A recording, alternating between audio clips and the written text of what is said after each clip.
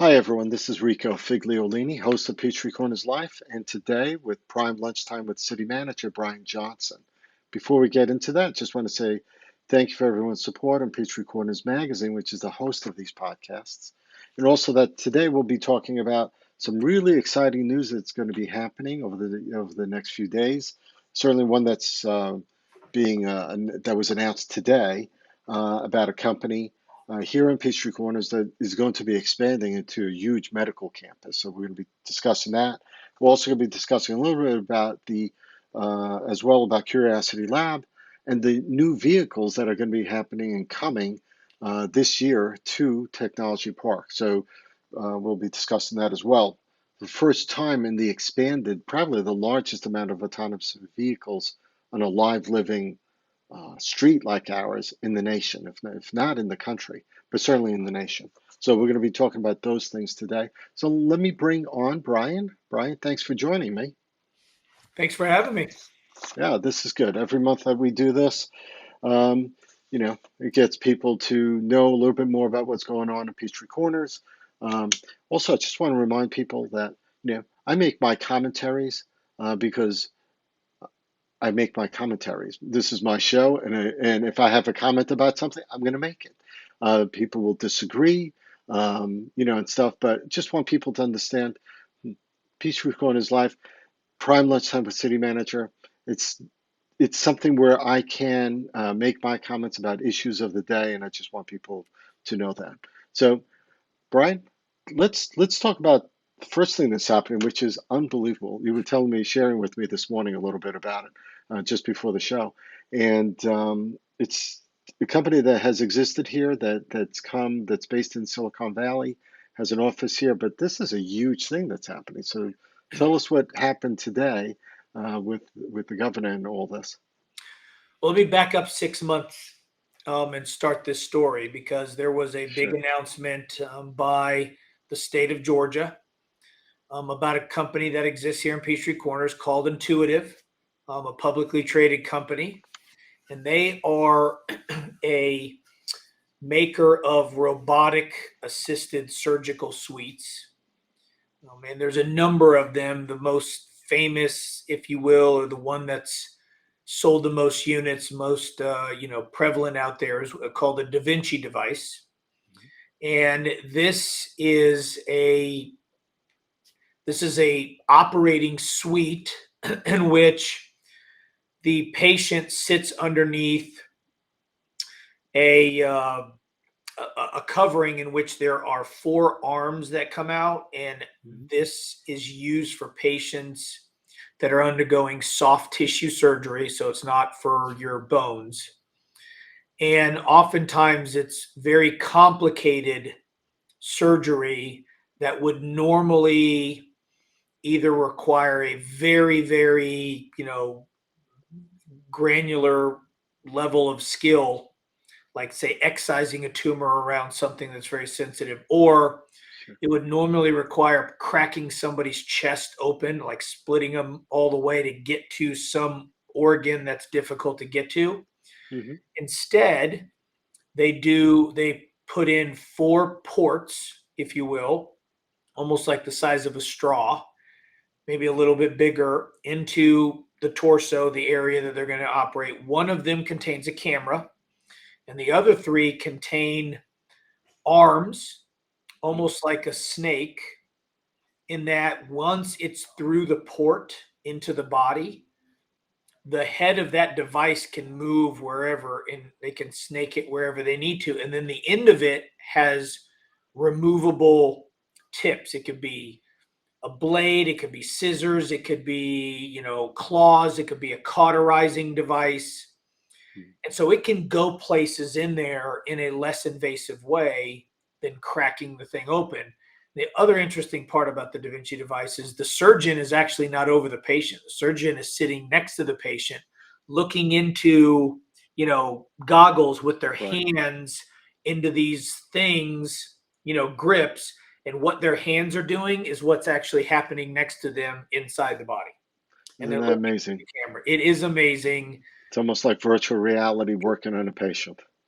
robotic assisted surgery is certainly the wave of the future, and where there's going to be more and more of it. And so, it's used for those types of things. Well, this company is headquartered in Sunnyvale, California, and about 6 months ago, they started a process of building an East Coast campus.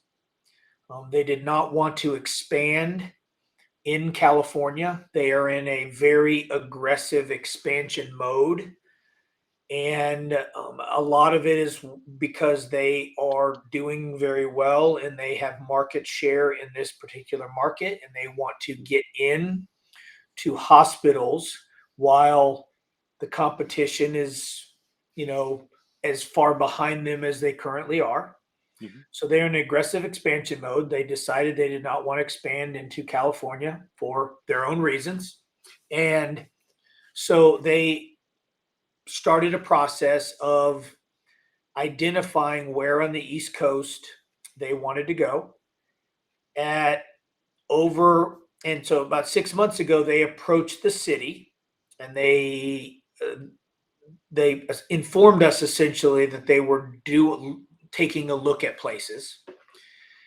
And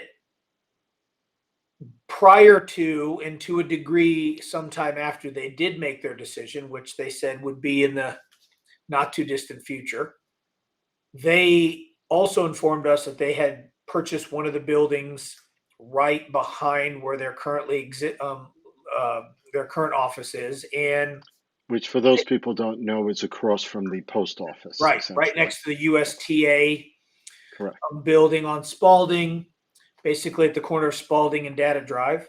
Mhm. And they also, one of the buildings they purchased behind there, the one directly on Spalding, they wanted to gut it, and they want to start assembling the Da Vinci devices at this, not manufacturing it, but taking all the component and chipsets and having Right. engineers assemble them together and then do quality control testing. And then when a hospital buys the device ships to the hospital. Then they install the device in the hospital. And then part of the, I guess, purchase is there is training by surgeons that go and get trained on how to use the device from hospitals that bought it. And when they invited us over there, and they is the mayor and I, they actually walked us through their current facility. And that building that's right on Spalding is unique in that one of the floors we had to essentially get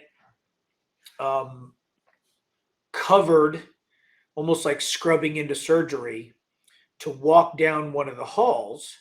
The reason we had to do it is because it's set up it almost looks like a hospital. If you were walking down the hallway of a hospital, Mhm. and each of the rooms down the hall actually had a surgical room in it, a surgical suite with a Da Vinci device, and on the operating table was a cadaver. And that's where surgeons come in and they actually practice using the Da Vinci device, and get trained and certified in how to use it, and then they go back to the hospital and they start using them for surgeries. Right here in Peachtree Corners, and the mayor and I were both like, we kind of knew what Intuitive was, but we didn't know what all they Right. were doing here. So And they're going to assemble those devices, and then they're going to do it on the East Coast. So we knew they were at least going to do that, but they said, look, this assembly that we're wanting to set up, it's kind of like temporary. We are really in a rush to get it up and running because, again, we have market share. Whatever location we choose as our East Coast headquarters, that's going to be where we're going to build the permanent assembly plant. So we were like, okay, this is temporary, whether they expand here or not, it's temporary. But so they talked to us about speed. And so I gave them some assurances, talked to my staff, and we started doing the permitting. Well, concurrent to that, they started a process of elimination, they being Intuitive, Mhm. and got the locations that they wanted to expand to down to 2 locations. one here in Peachtree Corners, and one in a city in the Research Triangle area of North Carolina, Raleigh, Durham, Chapel Hill area. And when they got it down to those two, then they retained a firm, Deloitte, Hmm. to be their agent, and they officially submitted an investment commitment to both states, and they asked the state to come back with the state's incentive package. Okay. And what Intuitive um, committed to in their investment proposal was for them to create about a $600 million campus, and to create 1,200 or more jobs with an average salary of these 1,200 or more jobs of $130,000. It's just phenomenal. That's better than Amazon. Just Oh like yeah, unbelievable.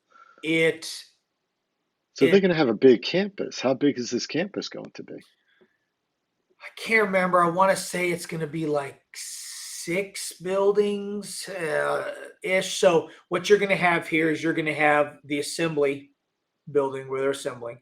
Their Right. sales team for the East Coast is going to operate out of here. There's going to have research and development at this location. They're Okay. going to have a number, not all, but some of their C-suite people are going to be here. You know, the chief, I think, technology officer, the chief operating officer, chief sales officer, all those C-suite. Some of them are going to come here. Hmm. They are going to also have all of their training. So another byproduct of this is they're building a much larger, version of that floor that I just told you for people to come Right. in, surgeons to come in and train. And so the turnover on a regular basis of surgeons coming into the city to train for a week or more, depending on what level, well, they're Right. staying in our local hotels. And they're coming from all over the country, They're likely. all over the East Coast, yeah, however far but they're coming from all over the country. And but again, they come to the city for a temporary period of time and they're going to stay in our hotels. So we not only have permanent 1,200 or more jobs Mm. at the average salary that they are, but then you've got all of this reoccurring temporary hotel activity of these Hmm. surgeons coming into town to get trained. And so, yes, this was a very, A long. enticing project. And so the state of Georgia said, received, we'll get back to you. And we started the process. And so the city, the county, and the state we first got together and we came up with an incentive package that we would offer back. Hmm. And the incentive package was presented to Intuitive at an all-day meeting amongst representatives from the city, the county, and the state Department of Economic Development. And then Intuitive had some senior people fly in from Sunnyvale, led by their chief finance officer. Hmm. And the purpose was to talk incentives and what was strong enough, what wasn't, all that kind of stuff. And Deloitte, they had a number of representatives from Deloitte from various offices in the country that concentrate on certain things. And we presented ours, and you know, at Well, some what were point, the mirror image of this happened in North Carolina. sure? What were some of the major incentives or major incentive that the state provided and the county and the city? So I'll start with the city. So we did a waiver with not to exceeds of certain permit and inspection fees. So regulatory fees. So our Mm. incentives, especially since we don't have property tax, city property tax, Right. Right. our incentives were on the regulatory side, and it was Okay. all in the form of what future revenue that would have been owed us, or future permit fees, inspection fees that would have Hmm. been owed us. And we waived it. I think we were due with the value of all the construction. We're going to be due around $6 million in permitted inspection fees Well, over the $600 million or so campus, and which we could take waived. over, Say again. which could take over that could take over several years, 3 to 4 years That's actually, correct. I of think doing that. 2024 is their date for them to be done with all this. Okay. And so, yes, it would be over multiple years, obviously. And this was total, but we capped it at 3 million, so about half. Okay. Then we waived stormwater user fees, which will be, of course, generated off of the impervious surface that they are going to have on their campus. And Mhm. don't let me forget about talking about trees and all that kind of stuff, how this will play Sure. out. But anyway, we waived those fees up to a certain maximum. I think it will essentially be they won't pay it for about 3 to 4 years, and then they'll start Mhm. owing us that. Um, that really was it. I mean, so it was all regulatory stuff. Oh, their business license. So based on their forecasted gross revenue, we waived their business license for, again, we capped it. Of course, our business license has a cap anyway, because, if Mhm. not, they would owe us a significant amount of money every year. But I want to say it'll be to where they'll go about 3 years before they would start owing us, just because it was a Mhm. value. As soon as they hit that value, then that incentive goes away. So, our total is, like $3.5 million So it's total. deferred to somewhat to a degree. It's not deferred payment, but they don't start paying That's until correct. maybe 3 years into their That's expansion. correct. It's almost like Rico, you say, hey, I'm thinking about doing something. What's in it for me? And I'll like, Right. you're gonna owe me money at some point, Rico. I just won't Hmm. have you start paying it until the notional value of what you would Hmm. have owed me gets to a certain point, and then I'm no longer going to waive that fee. Now you got to start paying it forever. And we do that because you know we don't. If we got into a situation where somebody had an endless waiver of something, then you find Hmm. that you all of a sudden don't have any revenue from business license because you waived it for everybody at some point. And Right. two, during the construction phase, there's a lot of upfront costs. I think we've all moved. Hmm. Oftentimes when you move and build new things, there's other costs on the company that are not borne Hmm. by the local jurisdiction. I mean, they're going to relocate um, a, a, a couple hundred, I believe, employees from California to here when they open their assembly operation here. They hope within the next, 4 to 6 months. That's the But one the that they majority, already started, on the existing building, demoing the inside.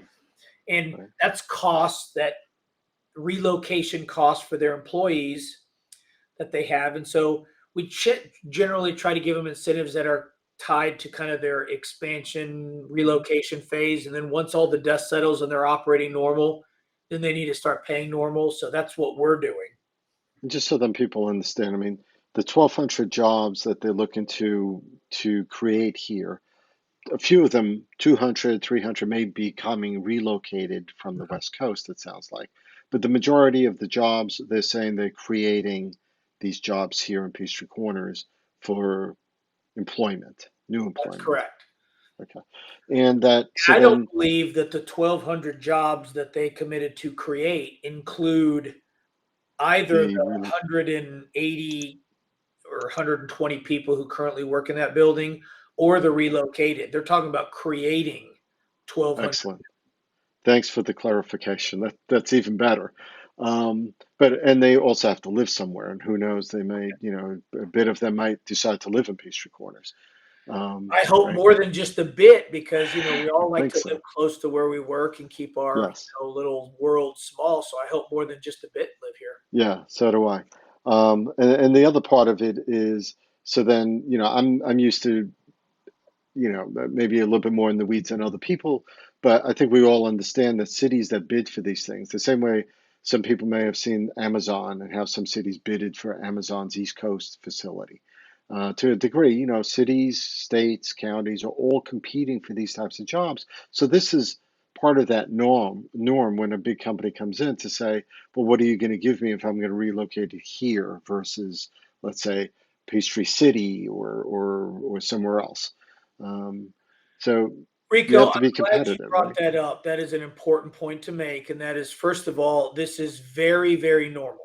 I mean, this is how these companies do it. There is a Hmm. reason why Intuitive retained Deloitte for a very specific period of time, a large accounting firm, to Hmm. represent them in their, in their quest to play locations against each other and say Right. which one of you are going to be the one that ultimately gets is the highest bidder. I mean, it happens in about every industry you can think of. The good thing for us is, again, we are only waiving a amount of fees that are have not been paid. We're not counting on it, and it's just for the expansion part itself. So, once they start operating and these things are all capped and they move on, we are going to have, you know, had a they're going to be the largest employer in Peachtree Corners. Right now, Siemens is probably the largest. They're approaching 1,000 total. Wow. So But when they're finished and within 3 to 4 years, that yes, number may even go up, even that's depending on correct. how their progress is. So then the county threw in, the county abated county-wide property taxes that they charge for these parcels. They waived that for a period of time.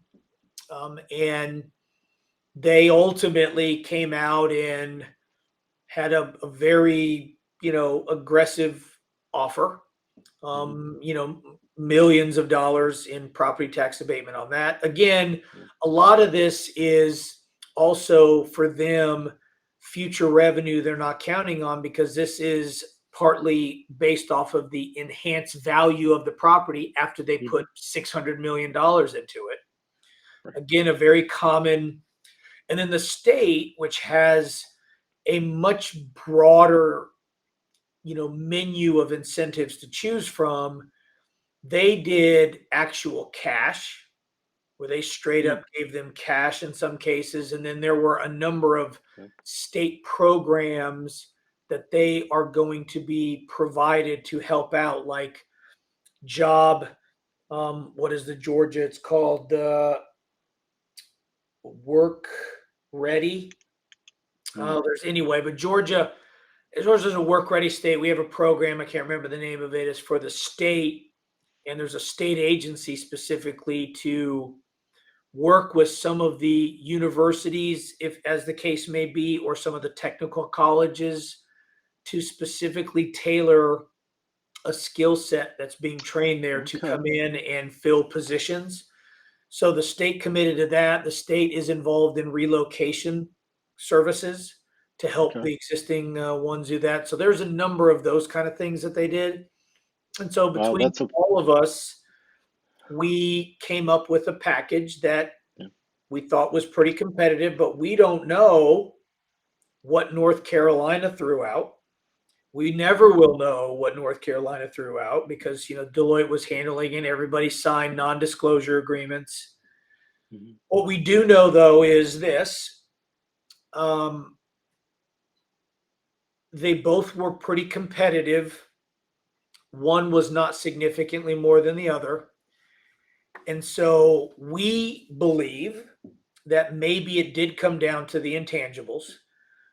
Hmm. They both locations, Intuitive had an existing relationship, an existing operation, a small one, albeit, but an existing one.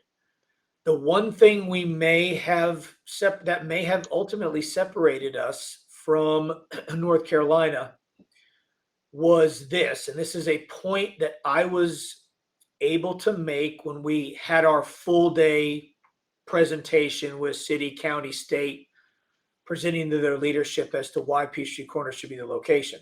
And Hmm. that was about speed of permitting. very important to them as to how fast we can move, because again, they are like, we are in a massive growth mode. We need to get this East Coast operation up and running fast. We need to grow while we have the market share that we do.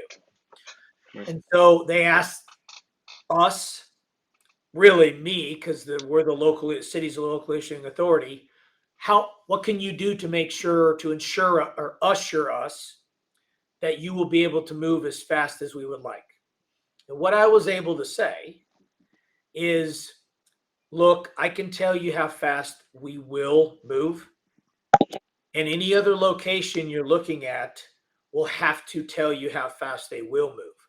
But I'm in a unique position where I can have one of your own people, and they have a project manager that was hired specifically to oversee this expansion, wherever it was.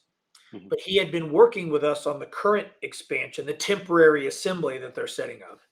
So I said, look, what I can tell you is best told by your project manager, and that is not how fast I would move if you expand here, is how fast the city has been moving to Mm. date on your current one.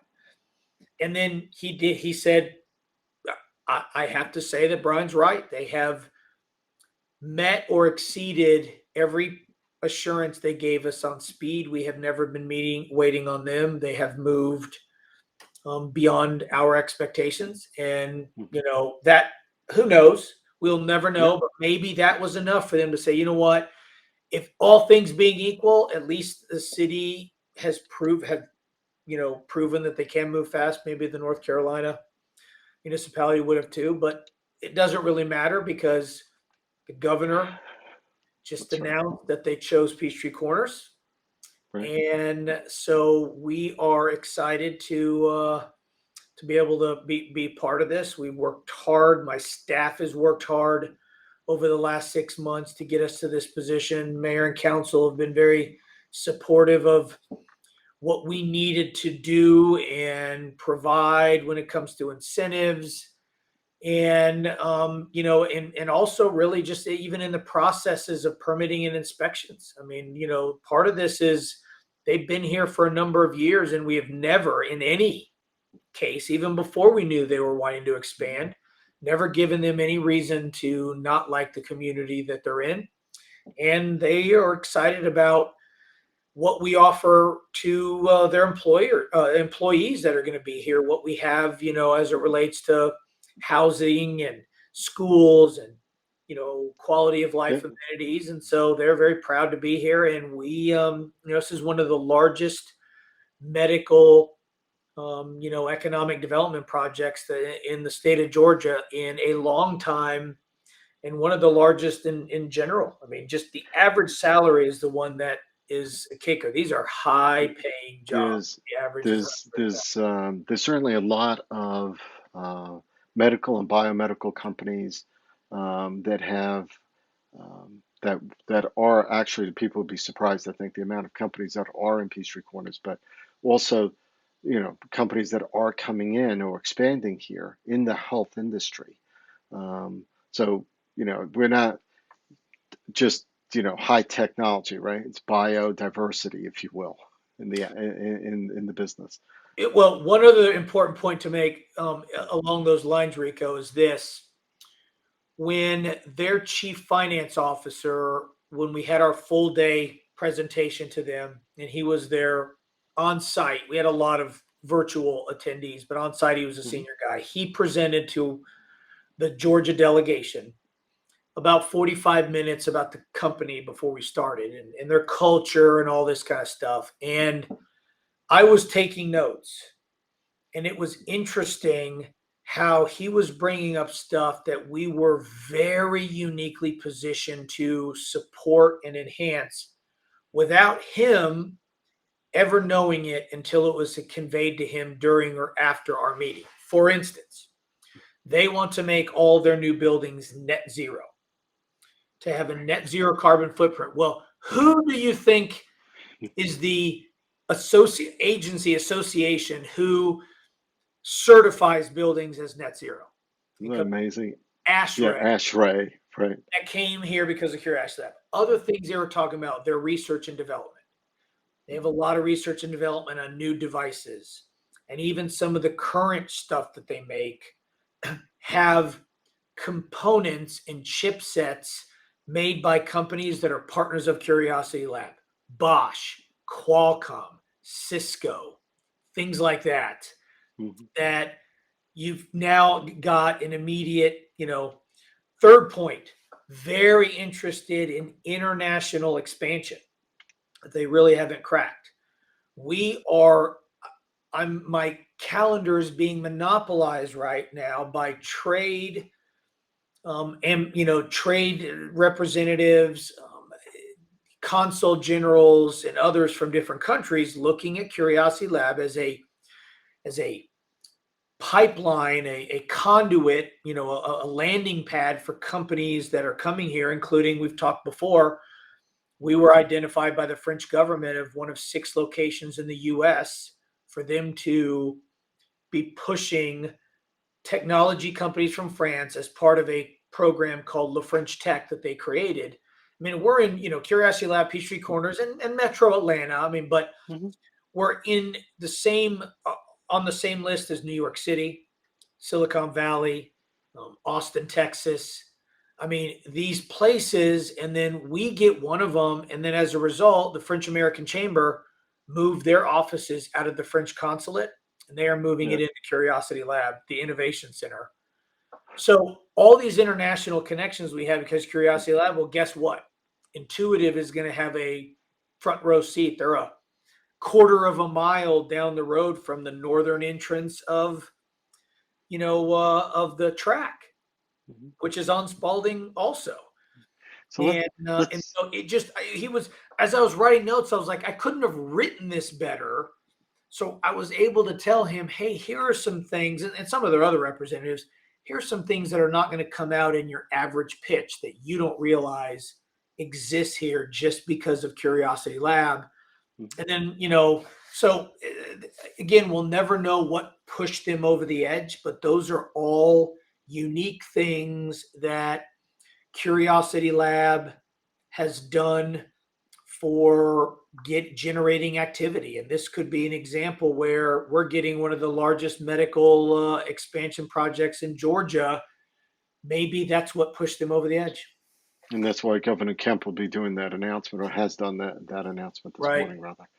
Um, and when a city gets that type of expansion, it becomes news, and also other companies start looking at that as well, right? Yeah. So, because then now that city, like Peachtree Corners, is put on the map even further out there, so people begin to, all these things that are happening in the city or through the city because of Curiosity Lab, because of other things that the city has initiated, really is, bringing job and economic impact to the city, some prosperity because of it, and things take time.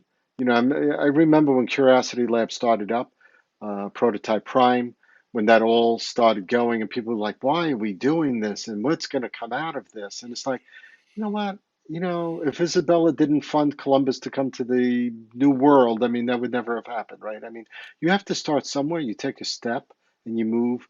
And you guys even realized and learned a few things. So you evolved and changed, and Curiosity Lab came out of that. So I'm impressed that the city still continues to be able to do what they're doing.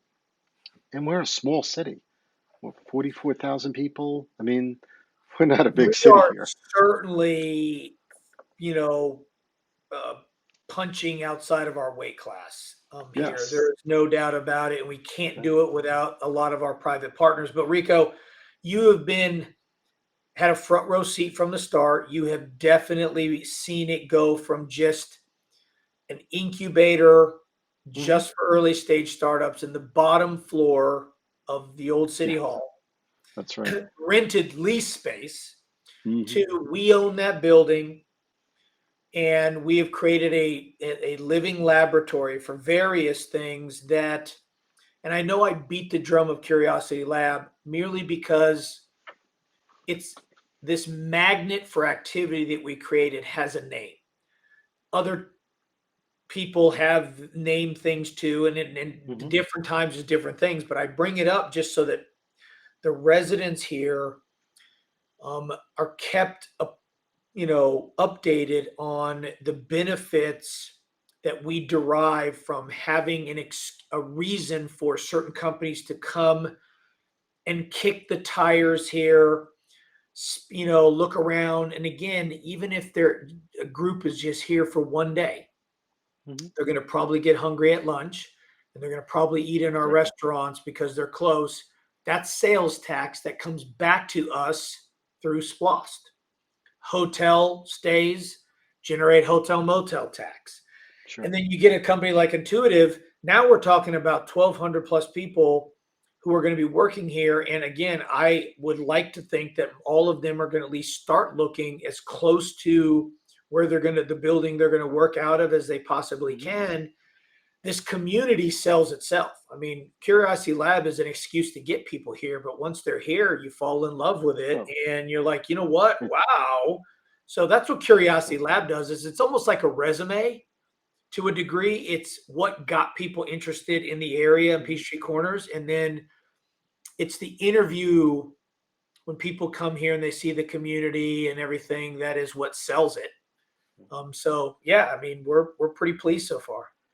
I think uh, I'm a cheerleader, if you will, of what the city has done. Now, some people might look at that and say, "Oh, you just believe everything the city does." And you know what? The fact of the matter is, I like what the city has done.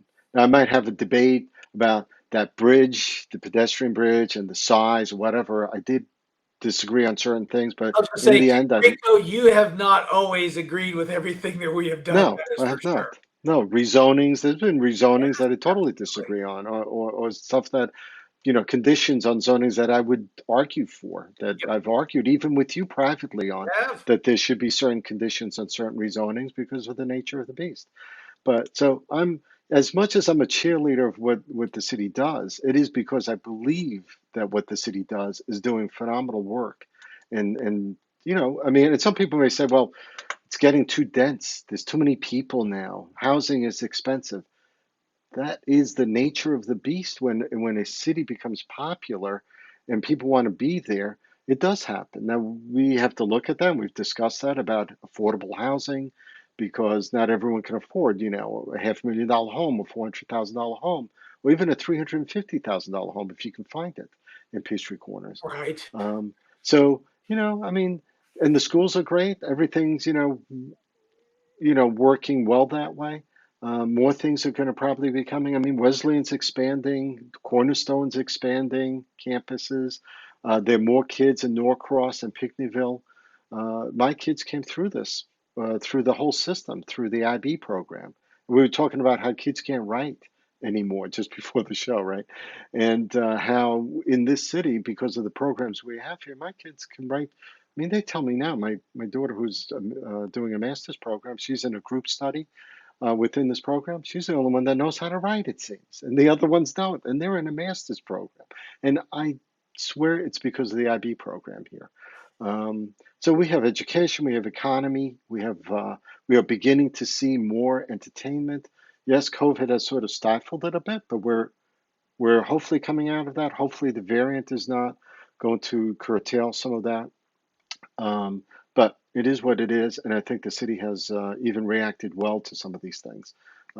So, you know,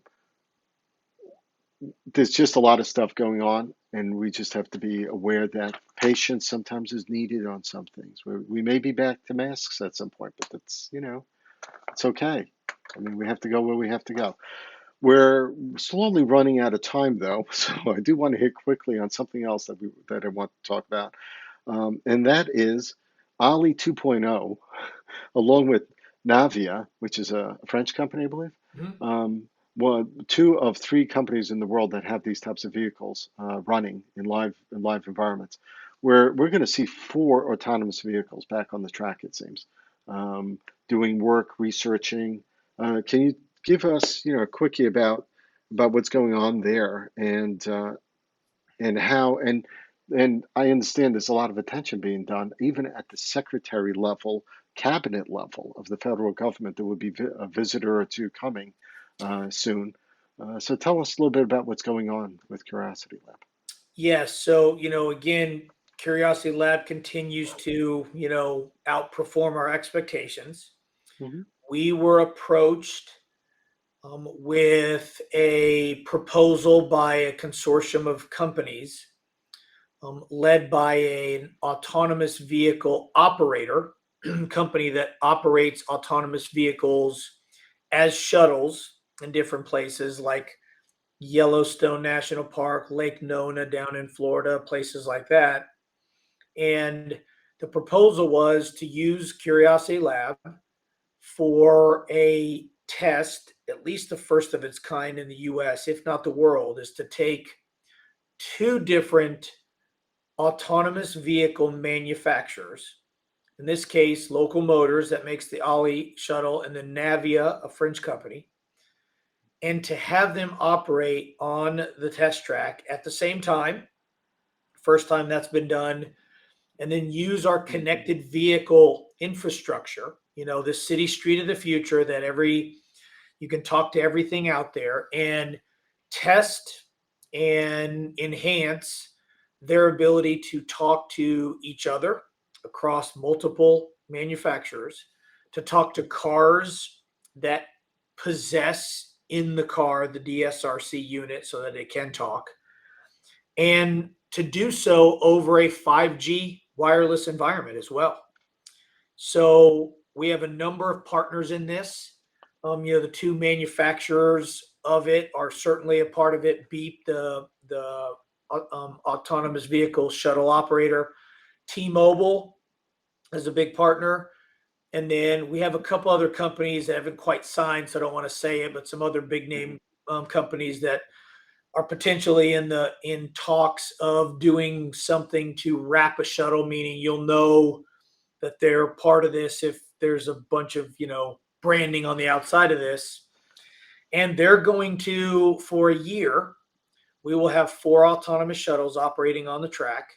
And while they are doing testing on connected vehicles, they still are fully operating autonomous shuttles, so the public can get on them at any time as well.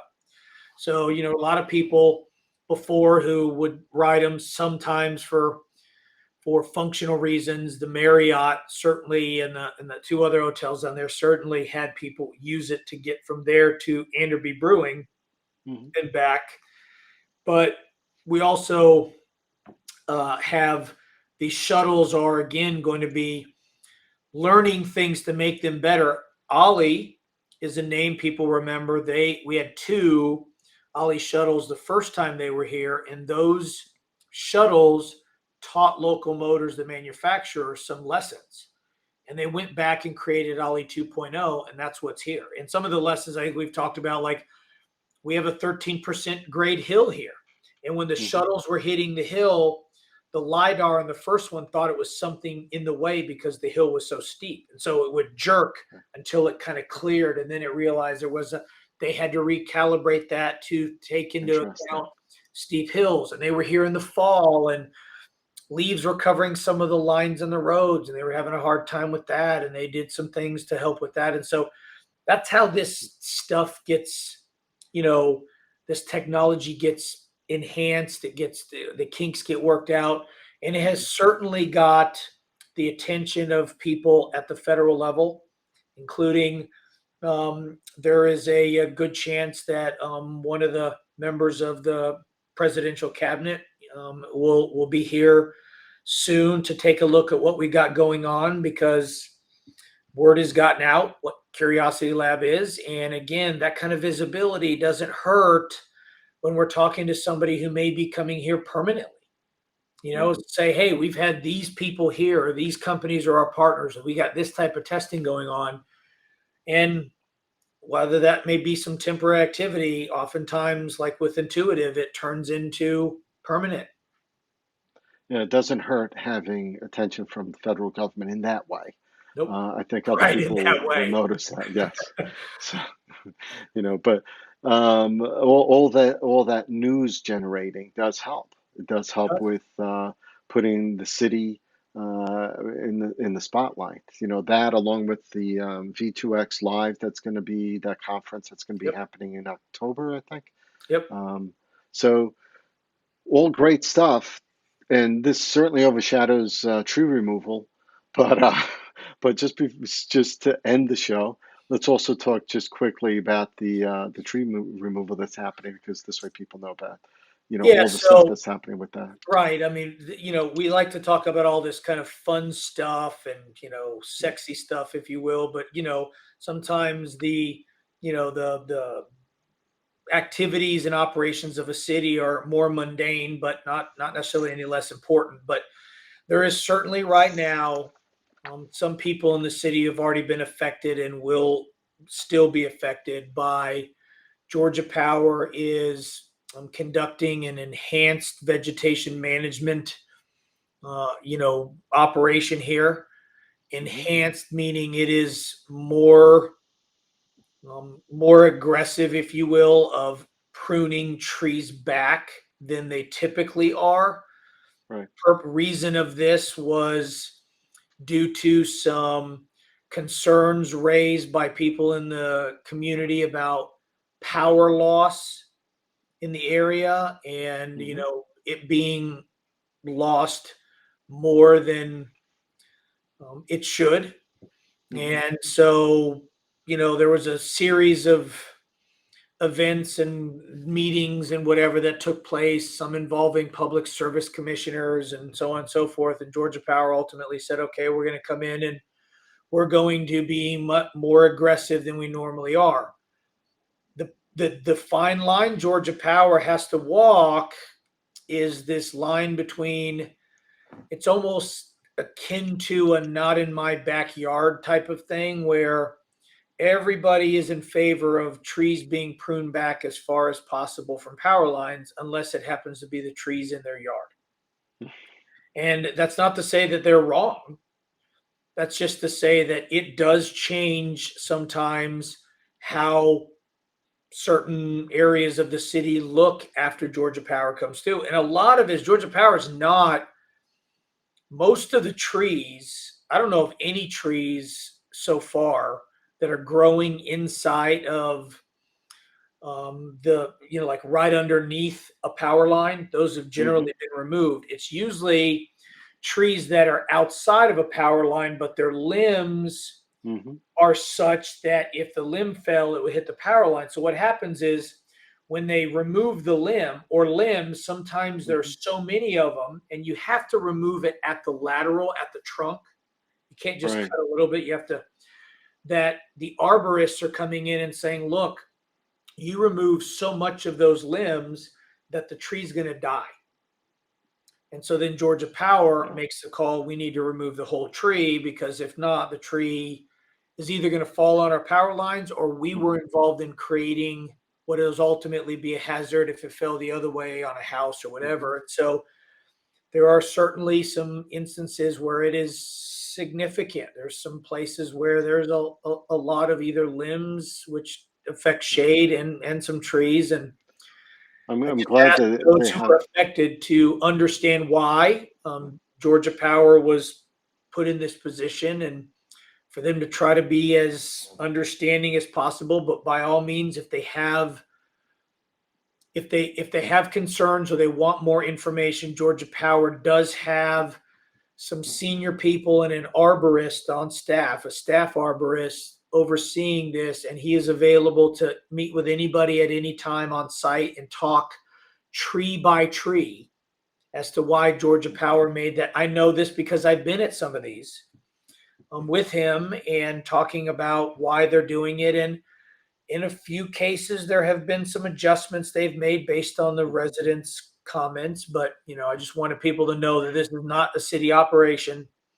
So We were how are not they? behind this. This is a Georgia Power one doing just in a more aggressive way, trying to trim back risks to their power lines to try to decrease the amount of power outages due to some sort of tree or limb falling on their power lines. Are they tagging trees before they cut them, or are they marking They them? are. How can? how can a resident respond back, or the homes are, how is the communication set up? How can they respond? A number of ways. So first, the city is putting out information weekly from Georgia Power, where we're conveying to people where Georgia Power's like the next week's operations will be. Hmm. So, anytime if you can get on push notifications from the city, we don't do it a lot, so you don't get inundated with a lot of, crap you don't care about. But get on get the city app. It'll push you Right. information, sign up for communication from the city. But that's one way. Georgia Power is also knocking on every door of Hmm. houses that they're doing and putting door hangers Okay. on properties that they're going to do something. They do not want to be in a position where the first time somebody sees is when the tree is being cut or is already cut down. Right. Right. And we And have it. had one or two instances where that's happened. And one of them I know where the people were like, you didn't, try to contact me, I would have known. And they're like, well, we left a voicemail, we knocked on your door twice, and then we did a door hanger. And they're like, no, you didn't. And then they were literally standing in the front yard and they're like, it's still hanging on your front door.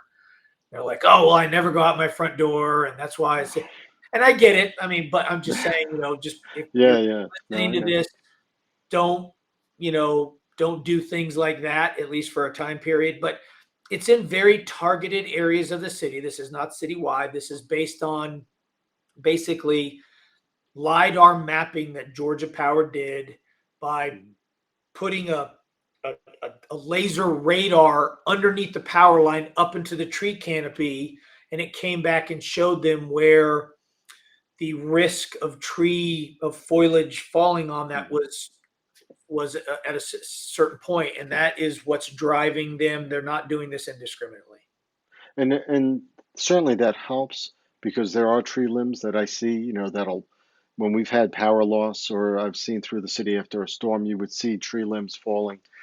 That doesn't take into account necessarily a tree that may be 20 Right. feet off that will fall. I think it was last year with Picnickville Middle School where a tree essentially fell on the lines and the uh, yanked the cable essentially off I think it was off the transformer, Transformer. and that was down for like 2 days, 3 days, 2.5 days, something like that. It was down for a decent amount of time because they needed someone out there to safely do the things they need to do before they removed the tree, even. Well, I Um, mean, Rico, it was just yeah. in middle of June. We had a tree that was in somebody's backyard. I mean, I'm talking Hmm. about probably 40 feet, 50 feet off the right of way.